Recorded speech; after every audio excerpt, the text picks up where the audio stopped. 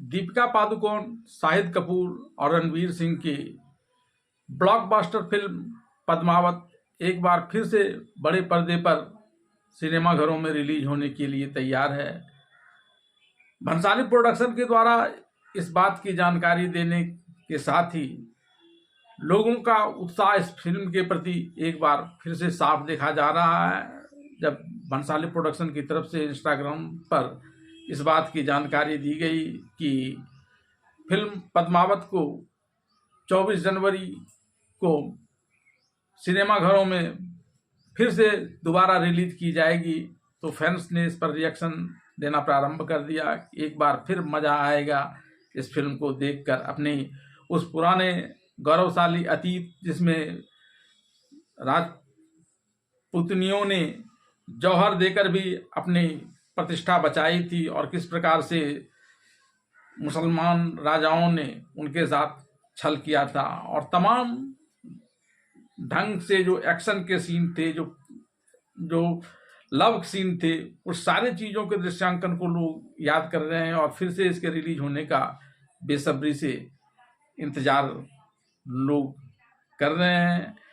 इस फिल्म में जब यह 2018 में आई थी तब बड़ी प्रसिद्धि पाई थी, लेकिन उससे पहले यह फिल्म को लेकर कई बड़े विवाद भी हुए थे। करणी सेना ने भी इसका विरोध किया था और फिर जौहर को महान दिखाने के इरादे पर भी कई लोगों ने प्रश्न खड़े कर दिए थे, जिस कारण फिल्म के रिलीज होने में विलंब हुआ था। और तब यह 2018 में 25 जनवरी को रिलीज हुआ था और अब जब 2025 में फिर 24 जनवरी को दोबारा रिलीज होने जा रहा है, तो दर्शक इसको लेकर खासे उत्साहित हैं। आइए जानते हैं क्या है फिल्म पद्मावत की कहानी।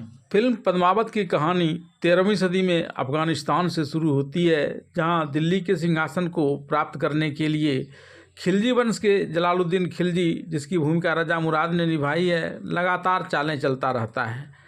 उसका भतीजा अलाउद्दीन खिलजी, जिसकी भूमिका रणवीर सिंह ने निभाई है, एक दिन उसे उपहार स्वरूप एक शुतुरमुर्ग देता है और बदले में उसकी बेटी मेहरुनिसा, जिसकी भूमिका अदिति राव हैदरी ने निभाई है, से शादी करने का आग्रह करता है।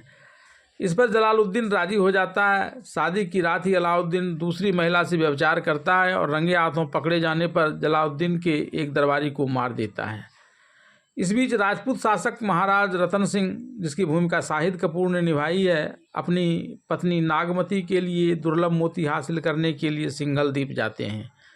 इस यात्रा के दौरान सिंघल राजकुमारी पद्मावती, जिसकी भूमिका दीपिका पादुकोण ने निभाई है, अनजाने में एक हिरन का शिकार करते समय रतन सिंह को घायल कर देती है और फिर दोनों में इसी को लेकर प्रेम बढ़ जाता है, यहाँ तक कि उनका विवाह हो जाता है।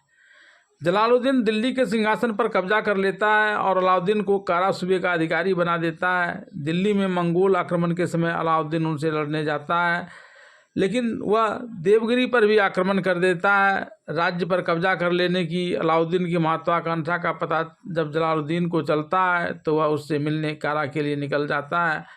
अलाउद्दीन देवगिरी की राजकुमारी को अपहरण कर लेता है और उसे अपने हरम में रख लेता है। जलालुद्दीन कारा पहुंचकर अलाउद्दीन को मालिक काफूर नामक एक गुलाम उपहार स्वरूप देता है, लेकिन अलाउद्दीन जलालुद्दीन को उसके पहरेदारों की हत्या कर खुद को दिल्ली का सुल्तान घोषित कर देता है। पद्मावती रतन सिंह के साथ मेवाड़ आ जाती है, लेकिन रतन की पहली पत्नी पद्मावती से ईर्ष्या करती है। रतन और पद्मावती जब अंतरंग हो रहे होते हैं तो उनके शाही पुजारी राघव चेतन को उन्हें देखते हुए पकड़ा जाता है और उससे दंड स्वरूप उसे राज्य से बाहर निकाल दिया जाता है। चेतन आवेश में आकर दिल्ली चला जाता है और पद्मावती की सुंदरता के बारे में खिलजी को सूचित करता है। अलाउद्दीन राजपूतों को दिल्ली आमंत्रित करता है और उसकी अस्वीकृति के बारे में जानने के बाद चित्तौड़ पर हमला करने का आदेश दे देता है। चित्तौड़ पर कब्जा करने के कई असफल प्रयासों के बाद खिलजी शांति का आह्वान करता है और मित्र के तौर पर चित्तौड़ में प्रवेश करता है, जहां उसकी मुलाकात रतन सिंह से होती है। वह पद्मावती को देखने की बात करता है, जिसे सुनकर वहां स्थित राजपूत क्रोध में आकर उसे धमकाकर वहां से भेज देते हैं, लेकिन अलाउद्दीन के आग्रह पर रतन सिंह उसे पद्मावती का क्षण भर के लिए देखने की अनुमति दे देता है। अलाउद्दीन रतन सिंह को अपने शिविर में अकेले बुला लेता है और उसे कैदी बना लेता है और फिर उसे रिहा करने के लिए पद्मावती को दिल्ली भेजने की मांग करता है। रानी नागमती जो रतन सिंह की पहली पत्नी है, उसके काफ़ी जोर देने पर पद्मावती खिलजी से मिलने के लिए दिल्ली जाने पर सहमत हो जाती है, लेकिन उसने चालाकी से अपने साथ महिलाओं के वेश में 800 राजपूत सैनिकों की एक टोली बनाई और उसे लेकर दिल्ली के लिए कूच कर गई।